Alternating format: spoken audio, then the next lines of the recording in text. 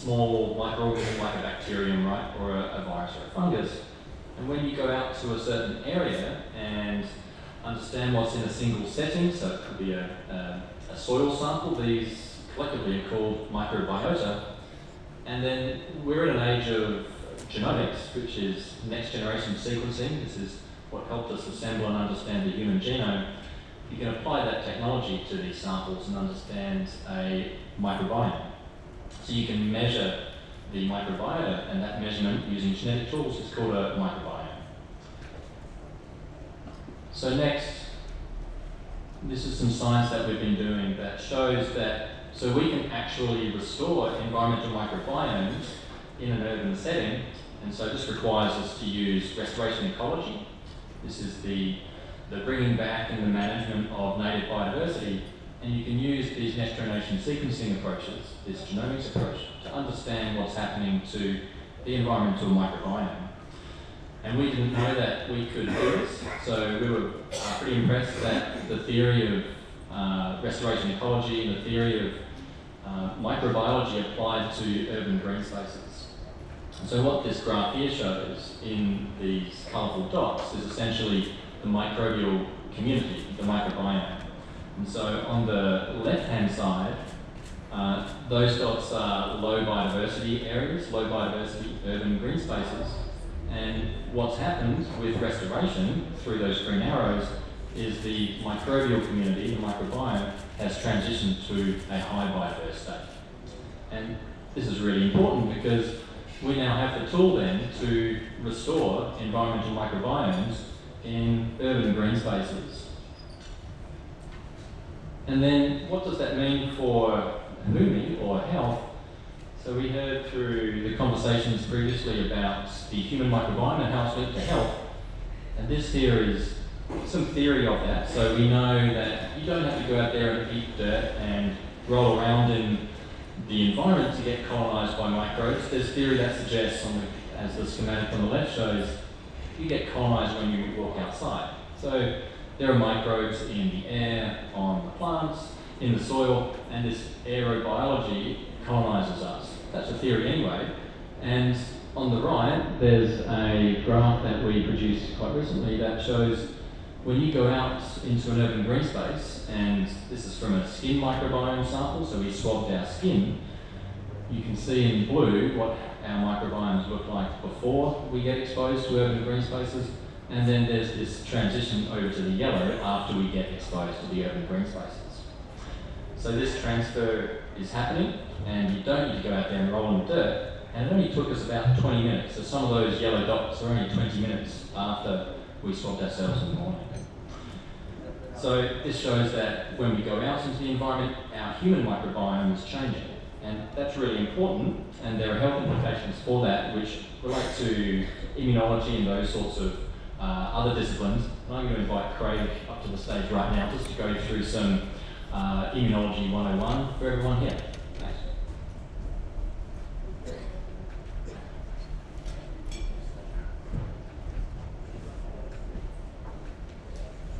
Thanks everyone.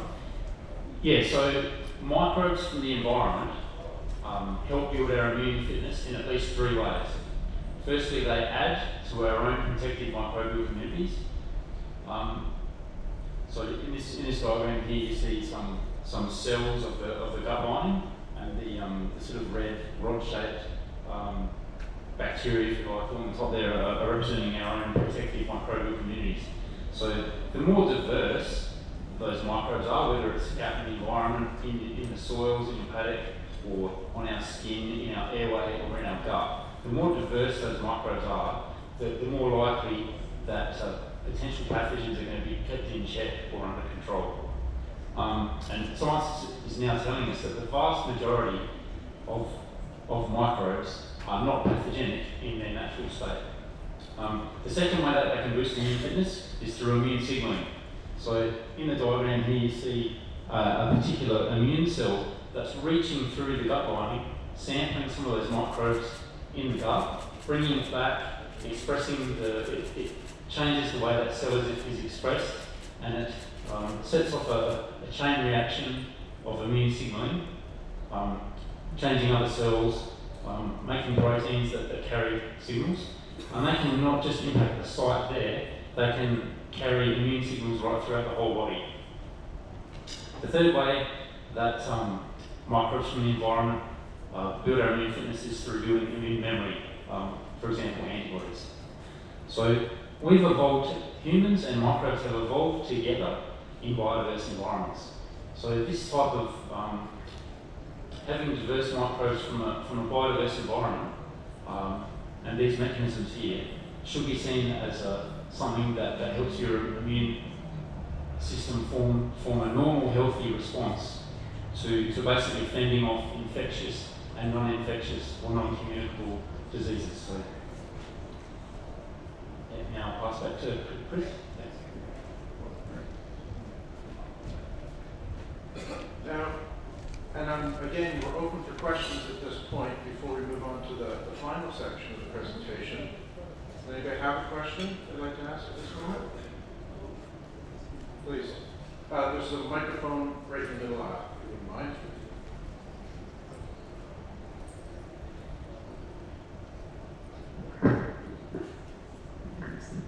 Hi, my name is Bonnie Weicker from Thinking Animals United in New York, an NGO.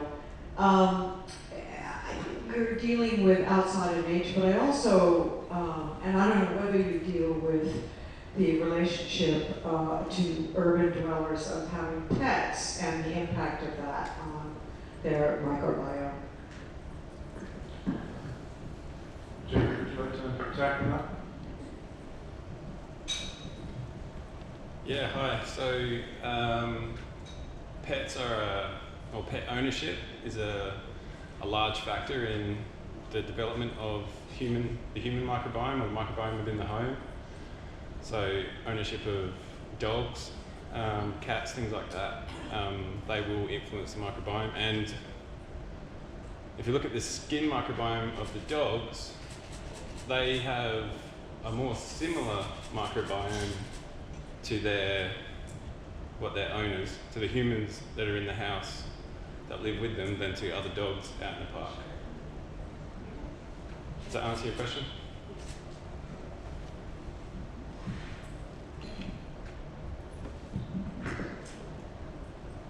I have a question about the slides with showing the relationship between exposure to the outdoors and the environment and the immune response. And so there was a principal component analysis, that's right. So where's the other 75% of the variation? What explains that?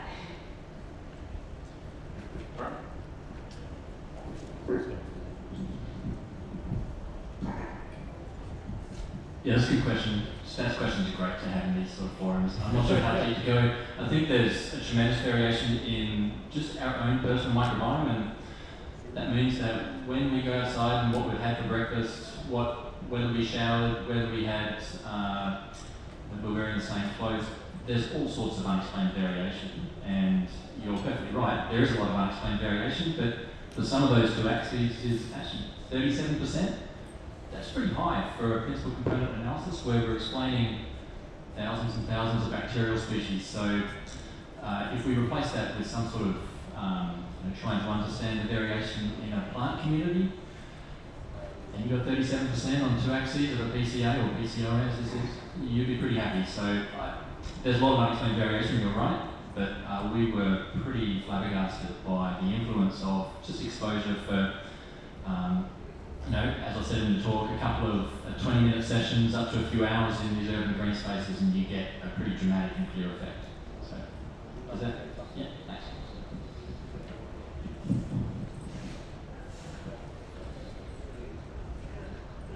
Thank you very much. I want to ask about antimicrobial resistance.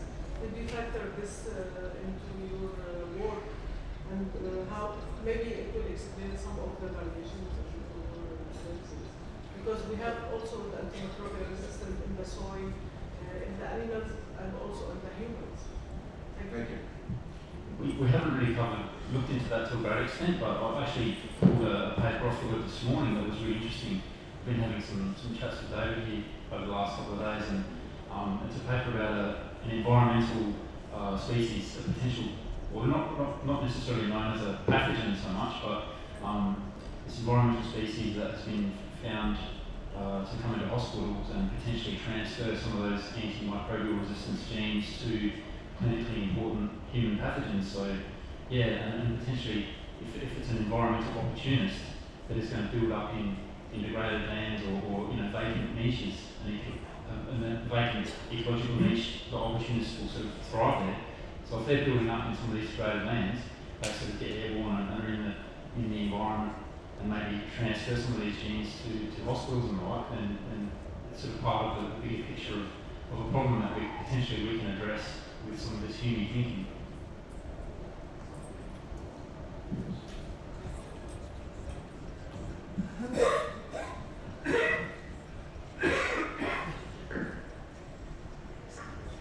Hi, just one other facet of my earlier question was, have you, I sort of didn't understand the answer on the first one.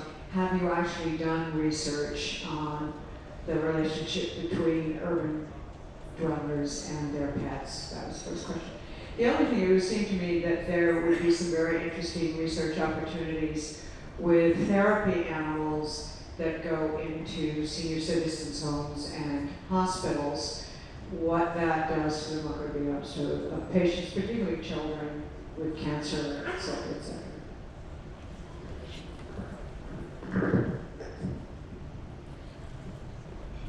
Yeah, so we haven't done the science on urban dwellers and their pets, but there is a lot of science out there that shows that urban people who have pets have a more diverse microbiome on their skin, in their gut, and have lower rates of these non-communicable diseases. What's the second part? The aged care facilities, the care facilities, that's for those reasons that I just said. That's, that's potentially we haven't looked at it, but that is a very, has a lot of potential for the fact that people that do live with those things, with animals, have more diverse microbiomes, have lower rates of disease. I'll just add something to that. So you can view animals as a vessel that goes out there and samples the environment. So we're sort of going straight to the environment and sampling that directly. But yeah, if you build an animal, that's something that does some of that sampling and comes back and samples that and transfers microbiomes. Craig, just to follow that up then, does that mean that if you're living in a part of the city, you've got a pet, but there's no biodiverse green space for them to go into, that diminishes their exposure? I'd say so, yeah. Yeah, so pets are susceptible to the same diseases as we are. Dogs get Crohn's disease, dogs get, cats get ulcerative colitis, things like that. So if the animals are living in these urban conditions which are low in biodiversity, low in microbial diversity, then we're animals, they're animals. Okay, great, thank you. Can I just follow up an earlier question to Martin about the exposure and the change in the transfer of microbiota to people in the sampling work that you've done? Now I know we have four pilot cities. Was there a consistent pattern, and how spatially spread were these?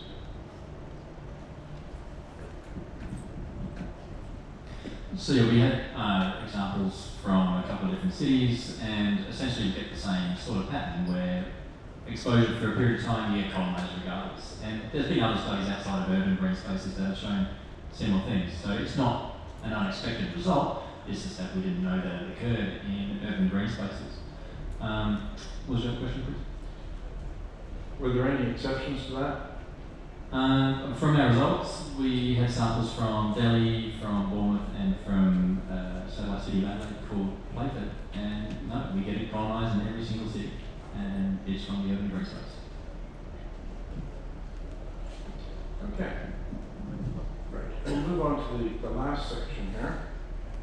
So our call to action. What do we want you to do about it? What can you do about it? How can this add value to what you're already doing in the biodiversity area? We're not proposing you starting again. There aren't any silver bullets. HUMI won't subsume any other programs, but it may provide an extra dimension to what you're already doing. hook into the health sector, if you will, a way to mainstream what you're doing and quantify that. Now, we haven't talked openly about this, but the holy grail really here is to use microbiome science to give us a dose response for green space. Think about that for a minute. One of the reasons that green space isn't taken that seriously, or indeed social prescribing isn't taken that seriously by the medical profession, is they can't quantify it. They can't tell you how much time to spend in a park, and how many times to go to the park, or even what kinds of park. And without that ability, they can't give you a prescription for the park, or for any other green space for that matter. There is a high likelihood that we'll be able to get there in a few years with these projects to be able to have a dose response. And that will be an immeasurably powerful tool for people working in biosecurity. So, call to action. Really, there's two things. One is, what's the general idea behind going and building your own HUMI project? And secondly, let's just briefly touch on the HUMI 2020 challenge again. But first, as always, a quick 2-minute explainer video.